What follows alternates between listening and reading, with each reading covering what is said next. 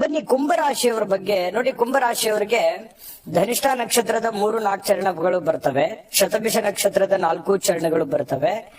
ಪೂರ್ವಭಾದ್ರ ನಕ್ಷತ್ರದ ಮೊದಲು 3 ಚರಣಗಳು ಒಳಗೊಂಡಿರ್ತಕ್ಕಂತಹ ಈ ಕುಂಭರಾಶಿಯವರು ಅಂದ ತಕ್ಷಣ ಯಾವತ್ತಿಗೂ ಕೂಡ ನಂಬಿಕಸ್ಥರು, ನಂಬಿಕೆಗೆ ಬಹಳ ಯೋಗ್ಯವಾಗಿರ್ತಕ್ಕಂತಹ ವ್ಯಕ್ತಿಗಳು.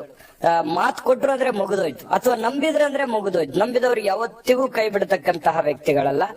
ಸತ್ಯಾನ್ವೇಷಕರು. ಸುಳ್ಳು ಅಷ್ಟು ಸುಲಭವಾಗಿ ಹೇಳಕ್ ಆಗಲ್ಲ ಅವ್ರಿಗೆ. ಹೇಳಬೇಕು ಅಂತ ಉದ್ದೇಶಪೂರ್ವಕವಾಗಿ ಹೇಳಿಕ್ ಹೊರಟ್ರೂ ಕೂಡ ಆ ಸುಳ್ಳನ್ನ ಅವರು ಸರಿಯಾಗಿ ಹೇಳಿಕ್ಕಾಗಲ್ಲ. ಸತ್ಯವನ್ನ ಬಹಳ ನೇರವಾಗಿ ಮಾತನಾಡ್ತಕ್ಕಂತಹ ವ್ಯಕ್ತಿಗಳು ಕುಂಭರಾಶಿಯವರಾಗಿರ್ತಾರೆ. ಇವರಿಗೆ ಬಹಳ ವಿಶೇಷವಾಗಿರುವಂತದ್ದು ಏನಂತಂದ್ರೆ ಕಣ್ಣು ಬಹಳಷ್ಟು ಆಕರ್ಷಕವಾಗಿರುತ್ತೆ. ಆ ಕಣ್ಣಿನಲ್ಲೇನೆ ಮಾತಾಡ್ತಾರೆ, ಕಣ್ಣಿನಲ್ಲೇನೆ ಏನೋ ಒಂದು ಭಾವನೆಗಳನ್ನ ಹಂಚ್ಕೋತಾರೆ, ಅಥವಾ ಏನೋ ಒಂದು ಹೇಳಿದಿರೋ ತರ ಫೀಲಿಂಗ್ ಅನ್ನ ಇವರು ಇರುತ್ತೆ. ಅಥವಾ ಎದುರುಗಡೆ ಇರುವಂತಹ ವ್ಯಕ್ತಿಗಳಿಗೆ ಕಣ್ಣಿನಲ್ಲಿನೇ ಬಹಳಷ್ಟು ವಿಷಯಗಳನ್ನ ತಿಳಿಸುವಂತಹ ಕಲೆ ಕುಂಭರಾಶಿಯವರಲ್ಲಿರುತ್ತೆ. ಬಹಳಷ್ಟು ಕಣ್ಣಿನಲ್ಲೇ ಮಾತನಾಡ್ತಕ್ಕಂಥದ್ದು, ಆತರ ಒಂದು ಎಕ್ಸ್ಪೀರಿಯನ್ಸ್, ಒಂದು ಭಾವನೆಗಳು ಅವರಲ್ಲಿ ಇರತಕ್ಕಂಥದ್ದು. ಎಲ್ಲ ತಿಳಿದ್ರೂ ಕೂಡ ತಿಳಿಯದ ಹಾಗೆ ಇರ್ತಾರೆ.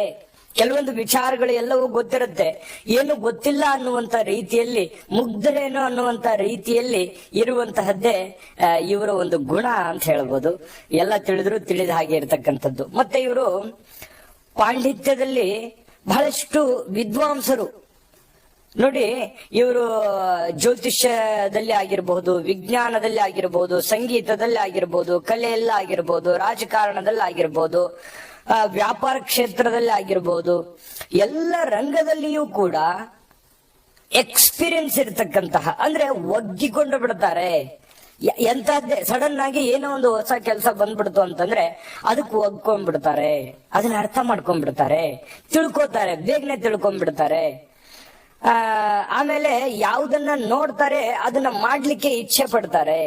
ತಮ್ಮದಲ್ಲದೆ ಇದ್ರು ಕೂಡ ಬೇರೆಯವ್ರು ಯಾರೋ ಮಾಡಿದ್ರು ಅಂತಂದ್ರೆ ಯಾಕೆ ನಾನ್ ಯಾಕೆ ಮಾಡಬಾರ್ದು, ನನ್ಗೆ ಯಾಕೆ ಆಗಲ್ಲ ಅದು ಅನ್ನುವಂತಹ ಭಾವನೆಗಳು ಇವ್ರ ಮನಸ್ಸಿನಲ್ಲಿ ಇರ್ತಕ್ಕಂಥದ್ದು. ನಿಜಾನ ಸುಳ್ಳ ಕಾಮೆಂಟ್ ಮಾಡ್ಬೇಕು ನೀವು, ಯಾಕಂದ್ರೆ ನಿಮ್ ಕಾಮೆಂಟ್ ನಮಗೆ ಬಹಳ ಅಮೂಲ್ಯ ಆಗ್ತದೆ.